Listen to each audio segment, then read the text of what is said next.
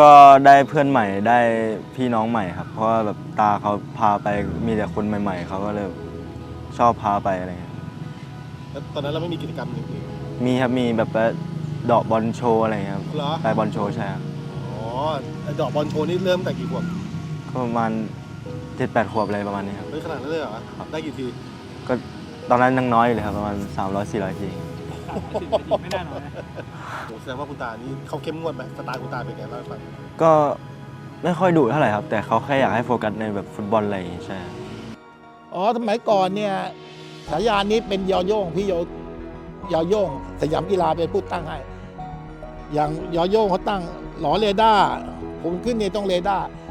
เฉลิมวุฒิมิดฟิลด์ช้างช่างทอง เปิดบอลนี่แม่นเพชรชาตินายกปิยพงษ์ผิวอ่อนสมานดิษฐเทียบปีกปลาก็เป็นนักข่าวส่วนมากสื่อมวลชนตั้งไม่ห่วงเลยกล้าเนี่ยผมบอกเลยผมไม่ห่วงชีวิตเราถึงบอกว่าเราก็ไม่เคยมีใครมาสั่งสอนอะไรมากเราดำเนินชีวิตด้วยตัวเองเลือกทางเดินเองอะอันนี้ดีนะพ่อแม่บอกไม่ดีอย่าทำนะถ้าดีมึงทำไปเลยถ้าวันไหนมึงทำไม่ดีกลับบ้านโดนถลกมุ้งตีขาโดนไม้เรียวตีน่องแต่กล้านี่ผมดูแล้วมันเป็นเด็กที่มีความรับผิดชอบสูงนะครับเรื่องเรียนก็เรียนมันไม่ไปนอกลู่นอกทางมันเป็นโครงการดีมากเลยครับแล้วว่าที่กล้าเขาไปคัดเนี่ยผมไม่ไปคัดแต่กล้าเนี่ยเขาไปกับแม่เขาเนี่ยเขาไปคัดเนี่ยเขามีความมั่นใจนะครับผมไม่ได้ถามไปไงเขาไม่ได้ว่าจะต้องติดไม่ติดเราไม่ได้หวังไว้แล้วนะผมคิดว่าเรียนที่ไหนก็ได้ถ้าติดก็ถือว่าเป็นโชคดีของเราใช่ไหมถือว่าเขาเห็นความสำคัญของเราเพราะการคัดบอลนี่คนเป็นร้อยเป็นพันใช่ไหมบางทีเขาก็ดูไม่ถึงหรอกบอกตรง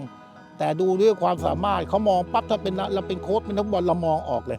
เล่นสโมสรไซด์ให้ดูเด็กด้วยว่าไอเด็กคนนี้ให้บอลได้ไหมเคลื่อนไหมทักษะฟุตบอลการจับบอลการออกบอลเป็นยังไงเขาจะมองจุดนี้มากกว่านี่กาก้ามันก็คงโชคดีแล้วก็มันทำในสิ่งที่มันทำได้คือทักษะฟุตบอลมันได้ผมว่าทักษะฟุตบอลเนี่ยโค้ชมองรู้เลยว่าเด็กคนนี้มีทักษะเป็นยังไงไม่ใช่มีแต่กำลังหมดไม่มีทักษะมันก็เสร็จใช่ไหมแต่ว่าเด็กญี่ปุ่นมันถึงบอกว่าทักษะต้องมาก่อนเบสิกต้องมาก่อนเดาะบอลเลี้ยงบอลส่งบอลเลี้ยงส่งมงยิงต้องให้ได้มันถึงจะครอบครองบอลได้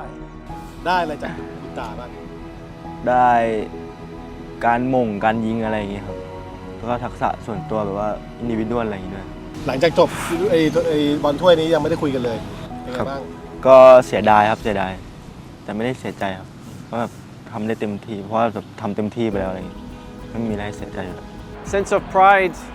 I think is watching them grow as children to men that's my personal pride yes the football is important and the academic growth and you know these things but watching these young kids at 9 and 10 years old every single month every year growing up to men is for me is proud and it's amazing to watch really is amazing ก็การมาซ้อมกับพี่ๆชุดใหญ่มันเป็นเรื่องที่ดีสำหรับเด็กๆที่ขึ้นมาอยู่แล้วครับหนึ่งคือความมั่นใจในการเล่นแน่นอนได้มาซ้อมกับรุ่นพี่แล้วก็ได้มาเจอกับรุ่นพี่ที่แบบมีประสบการณ์สูงๆจะได้เรียนรู้จากรุ่นพี่แล้วก็สิ่งที่สองก็คือได้เพิ่มสปีดในการเล่นแน่นอนเด็กบอลนักเรียนกับบอลระดับอาชีพมันแตกต่างกันในเรื่องของสปีดเกมครับผมคิดว่าถ้าได้มาร่วมซ้อมกับพี่บ่อยๆในอนาคตคิดว่าน่าจะปรับสปีดปรับความเร็วของเกมได้ทั้งคู่เลย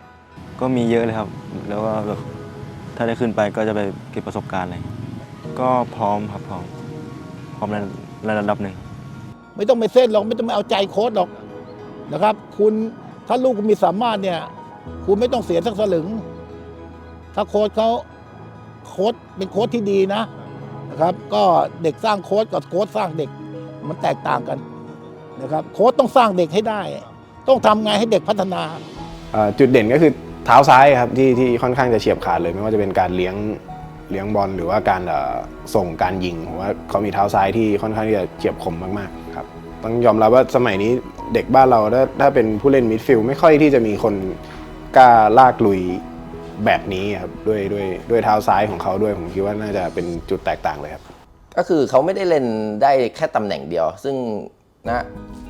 ตอนนี้ที่เขามีภาวะความเป็นผู้นำอะไรต่างๆ ที่เข้ามาตั้งแต่เขาเด็กๆเติบโตขึ้นมามากขนาดนี้ก็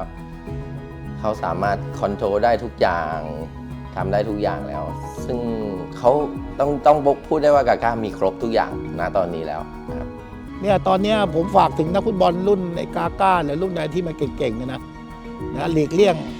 อบายมุขให้ได้เห็นไหมอย่างลูกประพาสสำนักสมีเงี้ยดิวเงี้ยเห็นไหม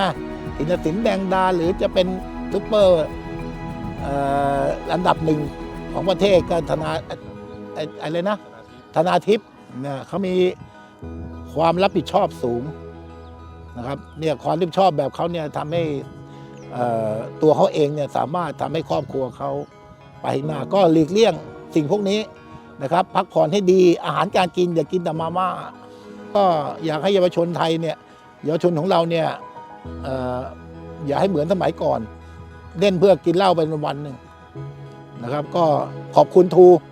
แล้วก็ขอบคุณทูที่ดูแลกาก้ามาถึง 6-7 ปีนะครับแล้วมอบในสิ่งดีๆให้กับเยาวชนอยากให้คัดกันทุกชุดแล้วก็หาโค้ชเก่งๆโค้ชดีๆที่มีความสามารถที่สามารถจะทำให้เด็กพัฒนานะครับก็ไม่มีอะไรมากนะครับขอบคุณครับ